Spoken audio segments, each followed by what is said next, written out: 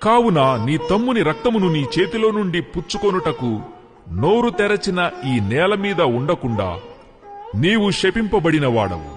నీవు నేలను సేద్యపరుచున్నప్పుడు అది తన సారమును ఇక మీదట నీకియ్యదు. నీవు భూమి మీద దిగులుపడుచు దేశదిమ్మరివై ఉందువనెను. అందుకు కయీను, నా దోషశిక్ష నేను భరింపలేనంత గొప్పది. నేడు ఈ ప్రదేశము నుండి నన్ను వెళ్లగొట్టితివి. నీ సన్నిధికి రాకుండా వెలివేయబడి దిగులుపడుచు భూమి మీద దేశదిమ్మరినై ఉందును.